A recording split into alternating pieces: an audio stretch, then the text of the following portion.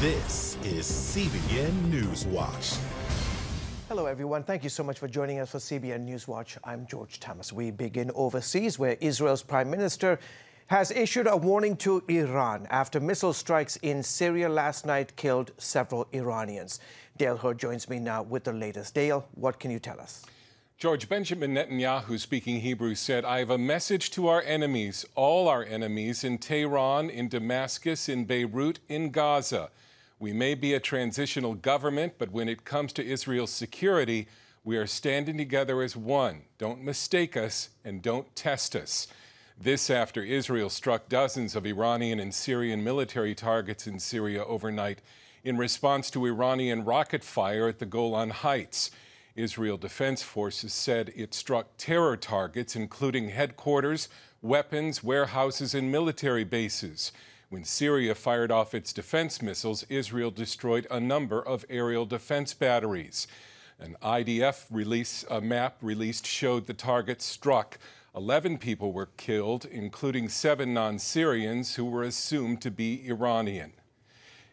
Experts say Iran intends to station 100,000 soldiers in Syria, plus air and naval bases from which to strike Israel. George. Dale, we have another big development in the region. There have been large demonstrations inside Iran. What have we learned? George, they're the largest protest in years in over 100 cities, and the government has cracked down hard. We have reports the government used snipers against the protesters and that more than 100 were killed, perhaps more than 200, according to Iranian exile groups. State media admits there were more than 1,000 arrests. And in a sign of how serious it was, the regime imposed a nationwide internet blackout and banned reporters from covering the protest. The cause of the protest were said to be anger over fuel price hikes, but the Iranian people have many grievances against their government. George. All right, terrific. Senior international correspondent Dale Hurd, thank you so much for that report. Damon Galrees, political analyst and lecturer at the Hague University, says it's amazing how little coverage these protests in Iran are receiving. He joins me now from the Netherlands. Great to have you on the show. So why are these protests not getting international news coverage? It's great to be here, Thomas. I think that because of the blackout of the internet is one of the reasons, and there is no free media in Iran, of course. And I think the government is trying to basically kill people on the streets, and the Western countries, the Western media, is silent because the most news coming is from the internal governmental media, and they are turned off. So there are not a lot of coverage except you now and a few others, and I think that's the reason is to find a way to hear the voice of people, and social media is the only way to find that. To find that voice. Yeah, the regime this morning released a video of hundreds of men, it says, have been accused of rioting and causing violence. We have images of those men who have been captured, and you see them here on the screen. What do you think, Damon, is going to happen to them? In fact, one hardline newspaper connected to the regime said that these men should be executed. What do you think? I think Tehran is following what Damascus did in 2014, roughly killing people, because they have no other option. People are frustrated. The Iranians are frustrated because of 40 years of Islamic Republic repression and not solving the problem, like the oil price, the price of gasoline and other problems. There's no solution for the people, so the only solution is repression. Exactly what Bashar al-Assad did in Syria and other countries, and they don't want to solve the problem politically, diplomatically. So killing people via helicopters or on the streets is the only solution the government has. Yeah, Damon, you know that there have been numerous protests over the years. Do you think this will amount to anything down the road in terms of potentially seeing a regime change, a collapse of the government? I mean, it needs time. It needs time. But what you see is that in comparing to 10 years ago, 2009, where there were protests, as you can remember, the Green Movement protest, but that was a protest inside the government. There was the rivalry between Ahmadinejad and another governmental figure. But now the protests are not about one president against the other. It's about the whole government. And at this time, it seems, George, that that many different layers of the people are involved. It's not only the poor or the very rich or only looking for a political solution, but many people are now concerned about the future. So I think there's a lot of hope. But we have to wait and see how the government reacts, especially how the Western countries react on these protests and the killings. I mean, 200 deaths in 4 or 5 days, and a total blackout of internet. It's quite something as a reaction to these people on the streets. As expected, Iran's President Hassan Rouhani went on television and basically said that the folks behind these protests are the United States and Israel. Clearly, they're trying to deflect the attention from their own government. Talk about that. I mean, are the Iranians buying that narrative from the government? It's difficult to measure that via media because there's no coverage on that because of blackout of the internet and also the lack of attention among the Western media about this issue. But what we see on the videos from social media, and the videos are coming out, is that the normal people, they understand that selling this message that all our problems at the past 40 years is because of the United States or the West, while people on the streets are saying we are not sent by the United States or any other country. We are here because we don't have any other. We are frustrated. It's difficult to sell to the normal people on the streets. Maybe Western governments or maybe other governments buy this message, but the people on the streets talking in the videos and many other messages we get, even through the blackout of the internet, they're saying that this is a grassroots movement and not set up by any other government. Okay, terrific. So it's difficult to sell that. Yeah, sorry, we have to leave it there. Damon, so good to have you on the show. I hope you will come back again. Damon Golriz from the Netherlands. Thanks for your time. In other news, Israel faces the increasing likelihood of its third election in less than a year. A key Israeli politician, Avigdor Lieberman, has refused to endorse a candidate for prime minister. Neither Prime Minister Benjamin Netanyahu nor his chief challenger, Benny Gantz, have been able to put together a majority to build a new government. Gantz has until midnight tonight, Israel time, to accomplish that. It's expected he won't, so there will be a final 21-day waiting period. If no government is formed, Israel will head for an unprecedented third election to decide who will be its leader. In Washington, the Senate easily approved a bill Tuesday supporting human rights in Hong Kong. The bill now goes to the House, which has already passed a similar measure. The Senate vote came after months of protests, and it angered Beijing, China, which threatened to take what it calls, quote, strong countermeasures if Congress passes the bill. It mandates sanctions on Chinese and Hong Kong officials who carry out human rights abuses, and it requires an annual review of the favorable trade status Washington gives to Hong Kong. President Trump insists he did nothing wrong, and he didn't ask Ukraine's president to do anything wrong either. This as the public impeachment inquiry hearings continue. From testimony from Gordon Sondland, ambassador to the European Union. He changed his testimony from the behind the closed-door proceedings, saying he hadn't remembered things correctly. I know that members of this committee frequently frame these complicated issues in the form of a simple question. Was there a quid pro quo? As I testified previously, with regard to the requested White House call and the White House meeting, the answer is yes. During the testimony, President Trump spoke to reporters on the White House lawn, saying Sondland repeatedly asked him what he wanted from Ukraine. I say to the ambassador in response, I want nothing, I want nothing, I want no quid pro quo. Tell Zelensky, President Zelensky, to do the right thing. In other news, the latest Democratic debate is in Atlanta tonight, with those hoping to replace President Trump taking the stage. Analysts say it's an important night for South Bend, Indiana Mayor Pete Buttigieg, as he's gained momentum in recent polls, particularly in Iowa, and placing him among frontrunners like Joe Biden, Elizabeth Warren, and Bernie Sanders. He's tried to position himself as a moderate on some issues, in contrast to far-left policies of Warren and Sanders. With the public phase of the impeachment inquiry underway, it is a hot topic for the candidates, along with issues like Medicare for all. Well, coming up, a big change for Chick-fil-A causes concern for those who have supported them in their stand for traditional biblical values. That story in a moment.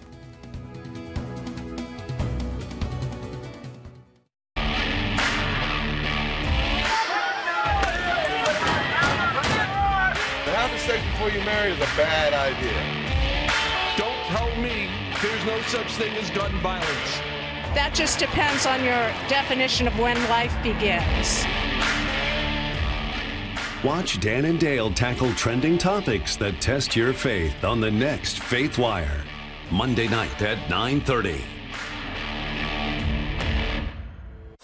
The Global Lane takes you around the world, providing facts over fiction. What might rising trade and geopolitical tensions mean for you on the home front? With over 45 years of experience, award-winning journalist Gary Lane brings you the truth from a global angle. What about the issue of immigration? World news analysis you won't see anywhere else. And it's all right here on the Global Lane. Watch The Global Lane, Thursday night at 9:30.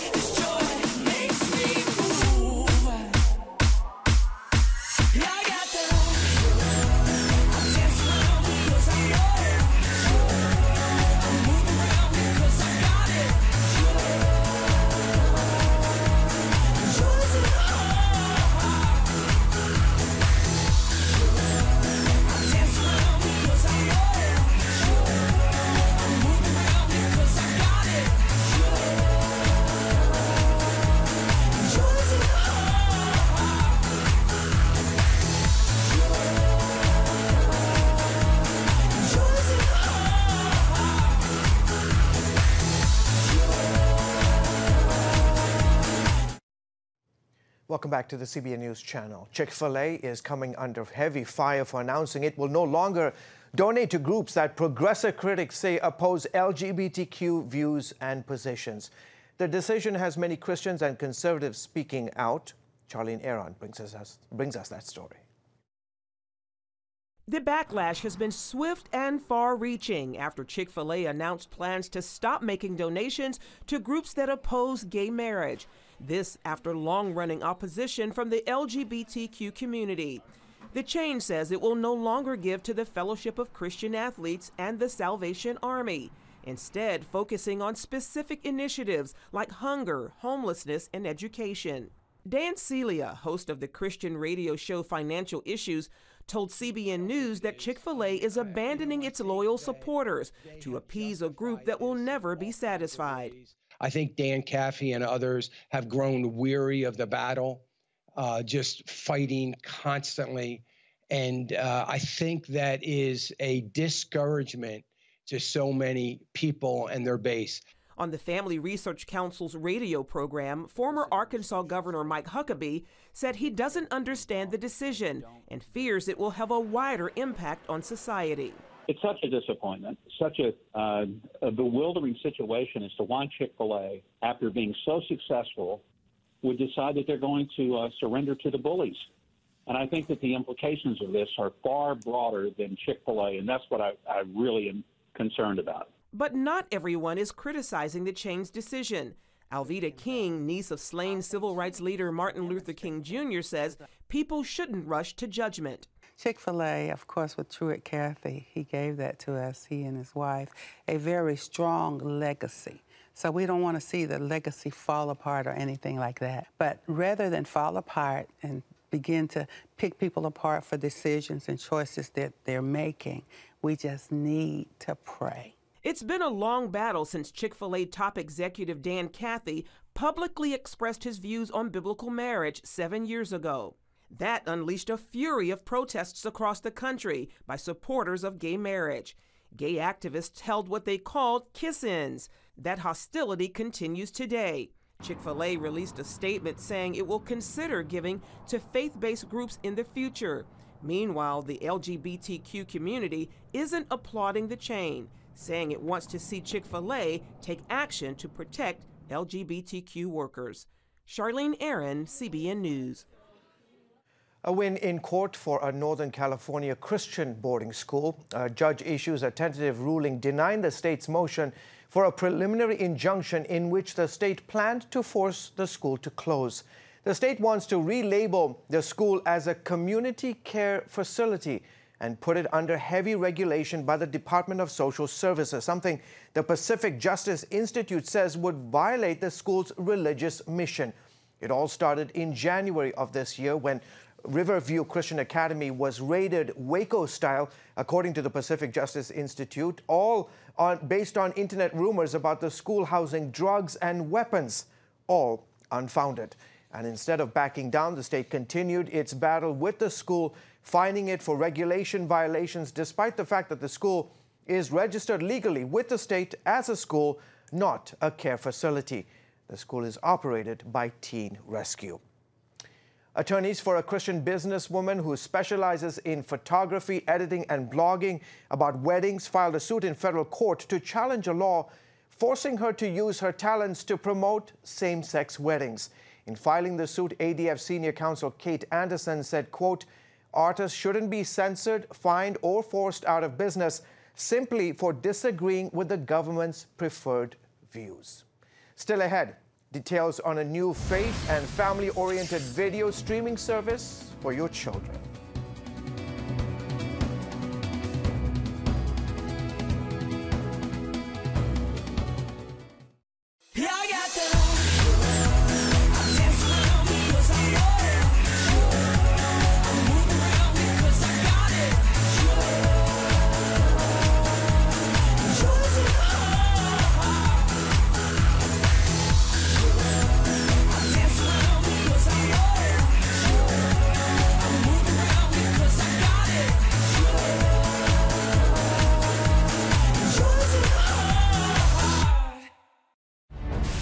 On the home front. Thanks for joining us for CBN's On the Home Front, where we highlight what the men and women of America's military do to defend our country. CBN honors the men and women in our military with an initiative called Helping the Home Front. It partners with churches across the country to meet the needs of their military families, from repairing homes to wiping out medical bills for wounded veterans. On the Home Front, Tuesday morning at 10:30. If you want to be an attorney with a passion for serving people and for excellence, Regent University needs to be high on your list. Regent's award-winning law school doesn't just create lawyers. We create leaders, judges, prosecutors and defense lawyers, civil litigators, and leaders in government. My focus has been trying to really make sure we have the future leaders we need for the bench and the bar and for society generally. You'll learn from highly credentialed leaders who are current and former judges, distinguished scholars, and ACLJ counsel. I'm so glad I chose Regent. The relationships here have been amazing. The faculty have been amazing. Not everybody's called to the same thing when they leave law school, but they're called by a God who has a purpose for their lives, and He is going to use that education to make a difference in the world. Regent will prepare you to be a purpose-driven, practice-ready lawyer. To start your rewarding law career, complete the online application, submit your transcripts, and take the law school admissions test by July. Apply today. There's a new video streaming service geared to children that is faith-based. The creators of Mino say it counters some of the messages on some of the more popular video apps and services for kids. Mino's founder, Eric Goss, is here to tell us why he thinks it is needed. Eric, thank you so much for coming on the show. So you say Mino is needed to counter services like Disney Plus, Amazon, and Netflix. I thought, are these not family-friendly outlets? Well, I think they're family friendly. I think the key question is family friendly to who? So when we talk to our customers and we talk to Christian parents, they're really struggling with sort of three major questions. The first is, how do I help my children grow up to know Jesus, and how can they grow in their faith?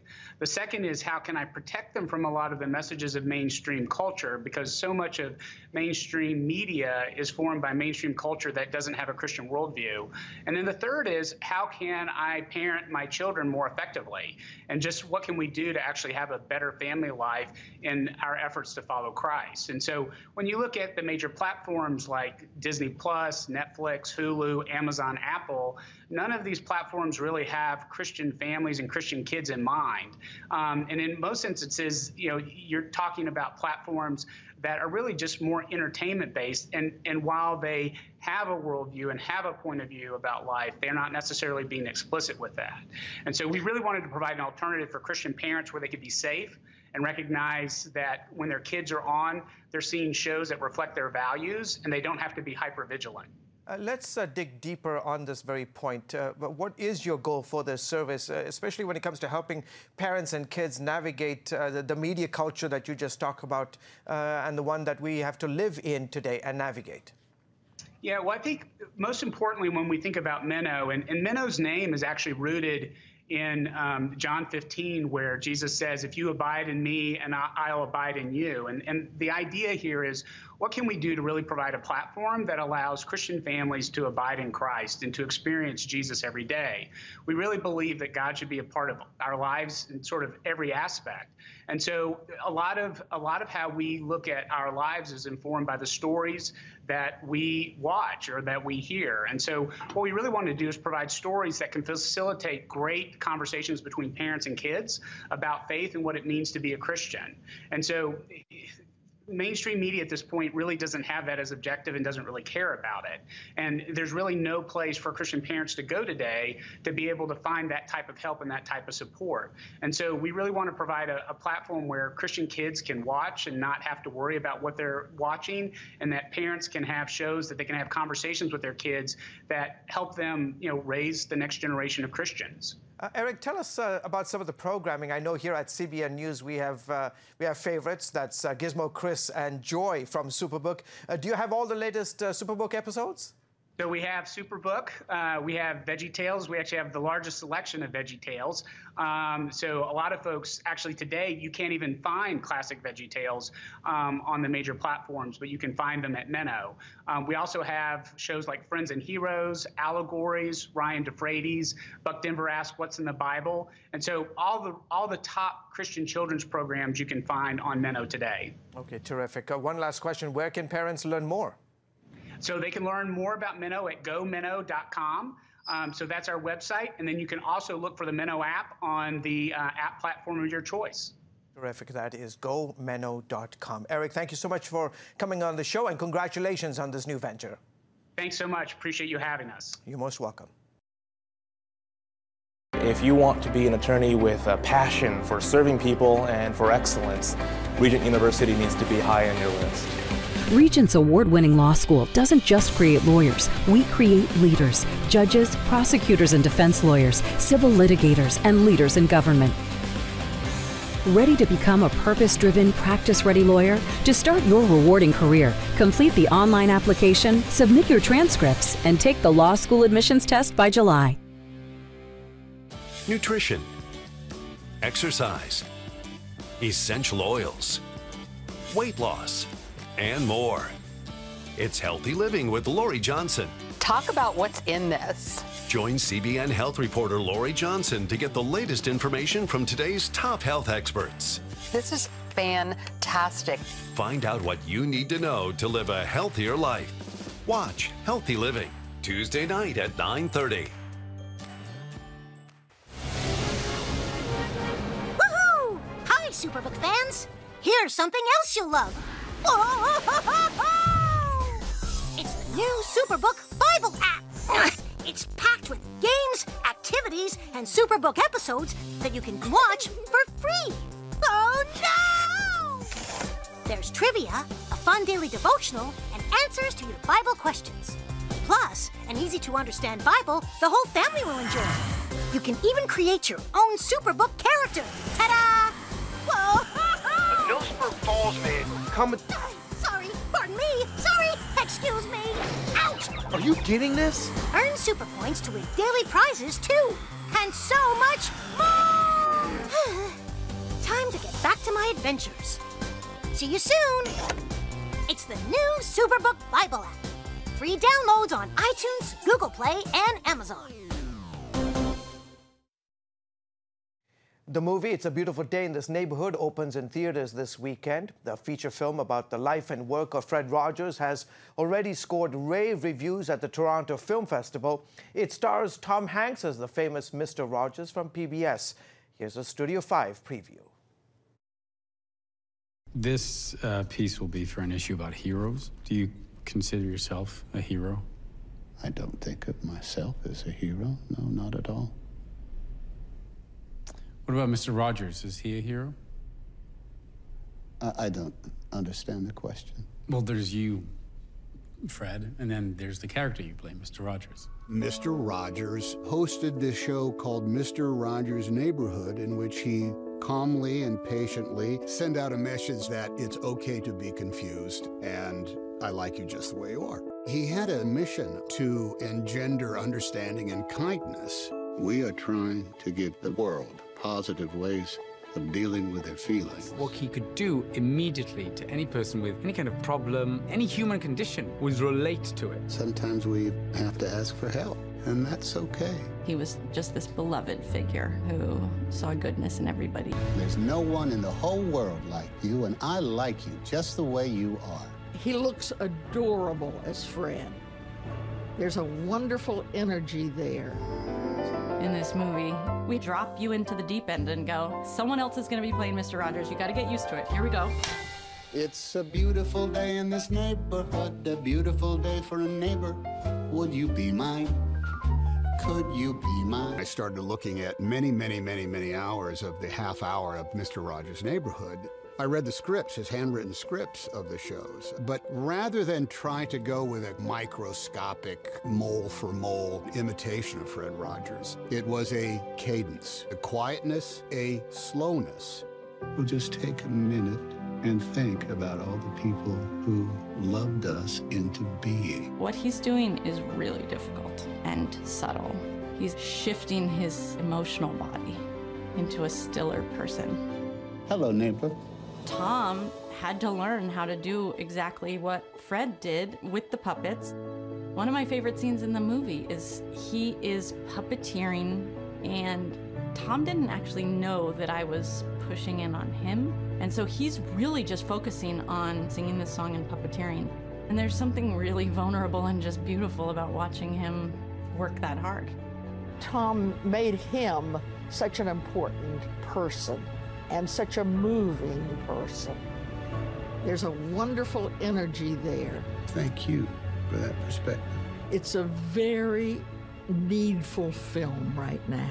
I think the best thing we can do is to let people know that each one of them is precious. You can see more about the movie and other entertainment news tonight on Studio 5 at 9:30 Eastern, right here on the CBN News Channel. Well, folks, that is it for this edition of CBN News Watch. I hope you have a great day. Goodbye, everyone. See you guys.